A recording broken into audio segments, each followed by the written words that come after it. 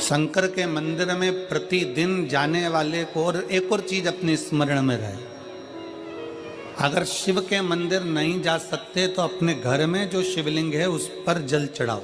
और यदि आप अपने शंकर के घर में शिवलिंग पर भी जल नहीं चढ़ा पा रहे हो तो किसी बेलपत्री का वृक्ष हो, उस वृक्ष के नीचे भी जल चढ़ाओ। और कभी मौका मिल जाए, कभी भगवान शंकर की बड़ी करुणा हो जाए, भगवान शंकर की बड़ी उदारता हो जाए, भगवान शंकर की बड़ी कृपा हो जाए, बड़ी कृपा हो जाए, भगवान शंकर जिस दिन तुम्हारे ऊपर बहुत बड़ी कृपा कर दे, किसी सोमवार को 3 नियम बना लो। जिस दिन मेरा भोले बाबा तुम पर कृपा कर दे उस दिन सोमवार का एक नियम बना कि महीने का एक सोमवार मुझे ऐसा करना है, 3 नियम धारण करना है महीने के सोमवार को। पहला, सवेरे जाकर शंकर भगवान को 1 लोटा जल चढ़ाना है। दूसरा, दोपहर के समय पर जाकर मुझे बेलपत्री के वृक्ष के नीचे एक चावल का दाना रखकर बेलपत्री की 7, 11, 21, 108, 51 जितनी परिक्रमा आप लगा सकते हो वो लगाना है। और तीसरा, बेलपत्री के वृक्ष के नीचे और शंकर के मंदिर के दरवाजे पर मुझे एक घी का दीपक लगाना है। बस ये 3 नियम जिसने महीने में एक बार ले लिया, समझ लो उसको पीछे हटने की जरूरत ही नहीं, वो आगे ही बढ़े।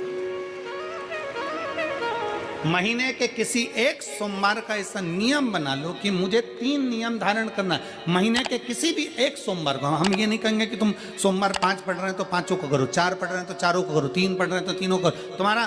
तुम तो महीने का एक सोमवार का नियम बना। और मेरी जीजियों से, मेरी बेटियों से जो विदेश में रह रही हैं, जो कहीं बाहर रह रही हैं, कहीं बड़े शहर में रह रही हैं, जो रोज मंदिर नहीं जा सकते, हर किसी महीने के एक सोमवार को भी ये नियम निर्धारण थे, तो उनसे कहेंगे कि 3 महीने में एक सोमवार का नियम बना लो। 3 महीने में नहीं बना सकते तो 6 महीने में एक सोमवार का नियम बना लो। और 6 महीने में नहीं बना सकते तो 1 साल में एक सोमवार का ऐसा नियम बना लो कि मैं साल का एक सोमवार ऐसा रहूंगी कि सुबह सोमवार के दिन मंदिर में जाकर जल चढ़ाऊंगी, दोपहर में जाकर बाबा को एक अक्षत का दाना रखकर, अक्षत का मतलब है कि बाबा मेरी दिनों दिन उन्नति करना। बेलपत्री के वृक्ष के नीचे जो अक्षत रखा जाता है वो उन्नति के लिए रखा जाता है। शंकर के शिवलिंग पर जो अक्षत रखा जाता है वो रोग मुक्ति के लिए रखा जाता है। अशोक सुंदरी पर जो अक्षत रखा जाता है वो संतान प्राप्ति के लिए रखा जाता है। षडानंद कार्तिकेय की ओर जो अक्षत रखा जाता है वह हमारे बच्चों की सुख समृद्धि के लिए रखा जाता है। विनायक की ओर,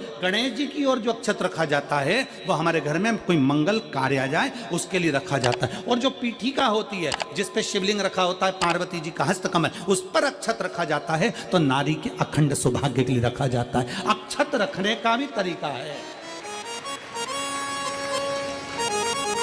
एक चावल का दाना कहाँ रखा जाता है, क्यों रखा जाता है, कैसे रखा। अब कई लोग कहते हैं गुरुजी ये शिव महापुराण में आप ये नियम बताते हो, तरीका बताते हो। हम तो उनसे कहेंगे डॉक्टर के पास जाओगे तो डॉक्टर भी गोली लिखकर ये नहीं कह देगा कि ये सारी गोली एक साथ खा जा। डॉक्टर भी कहेगा ये गोली सुबह खाना है, ये गोली शाम को खाना है, ये गोली दोपहर में खाना, ये गोली भूखे रहकर खाना। बोलो सही है कि गलत है? ये रात्रि को खाना खाने के बाद खा लेना, ये खाना खाने के पहले, ये नाश्ते के पहले। और सुनो, ये दवाई, ये वाली पीछे वाली जो दवाई लो ना इसको दूध से लेना, ये वाली जो दवाई लो ना इसको पानी से लेना। और सुनो, ये डब्बी है इसको पानी में मिलाकर फिर पीना। दवाई लेने का भी तरीका है, उसी तरह शिव महापुराण में एक एक अक्षत का भी तरीका है और एक एक बेलपत्री का भी तरीका है। अब मान लो कई लोग कहते हैं गुरुजी आप ये तरीका बताते हो शिव पुराण के माध्यम से, कई लोगों के मन में संशय जागता है, तो अगर हम एक साथ चावल चढ़ा दे तो उसका क्या तरीका है? तो हमारा निवेदन है डॉक्टर जो दवाई ले एक ही बार में निपटा जाए, एक ही बार में खा ले। दवाई एक बार में पूरी खा गए असर नहीं करेगी, इसमें डॉक्टर का कोई दोष नहीं है। उसने तो बताया था ऐसे लेना, ऐसे लेना। और तुमने मैं डॉक्टर साहब ने पूछा दवाई पूरी ली, शाम की दवाई भूल गई थी, सवेरे की दवाई भूल गई थी, ये दवाई भूल गई थी। डॉक्टर कहेगा हमने तो नियम बताया था, तुमने नहीं खाई तो असर कहाँ से करेगी? तुम असर कब करती है? जब हम पूजन के तरीके को जान जाए, जब हम अर्चना के तरीके को जाए। आप साल भर का एक सोमवार निकाल लो, 6 महीने का एक सोमवार निकाल लो, 3 महीने का एक सोमवार निकाल लो, महीने का एक सोमवार निकाल लो, अपने से दिल में बन जाए तो एक सोमवार ऐसा निकालो जिसके 3 नियम धारण हो।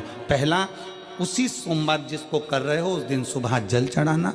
दूसरे, दोपहर के समय पर जाकर बेलपत्री के वृक्ष के नीचे एक चावल का दाना रखना और परिक्रमा बेलपत्र की जितनी तुमसे बन जाए, जितनी तुम्हारे शरीर की कैपेसिटी हो, जितना तुम्हारा शरीर चलते बन जाए।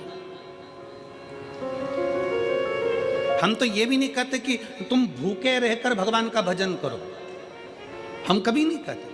हम तो यहां तक कहते हैं, हमारे पुष्टि मार्ग में यहां तक कहा गया कि वल्लभ कुल की एकादशी करो, भले बकरी जैसे चरो पर एकादशी करो।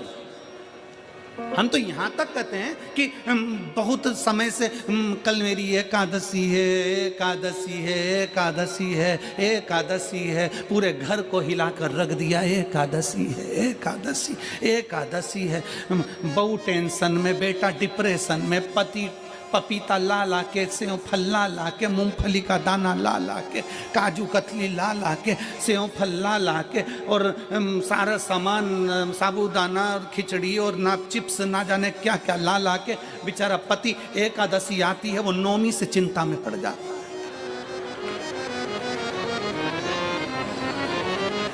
हम तो ये भी नहीं कहते कि तुम व्रत बहुत भारी करो, तुम व्रत उपास भी बहुत टेंशन वाला करो, ना ना ना।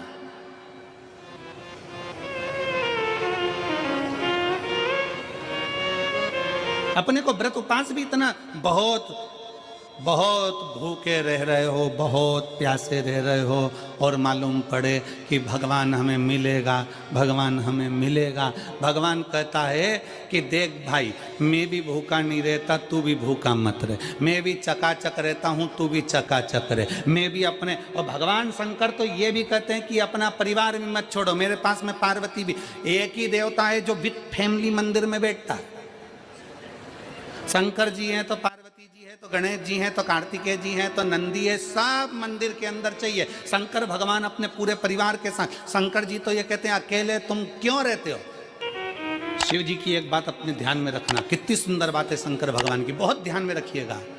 आप जौहरी नहीं हो, हीरे को नहीं परख सकते।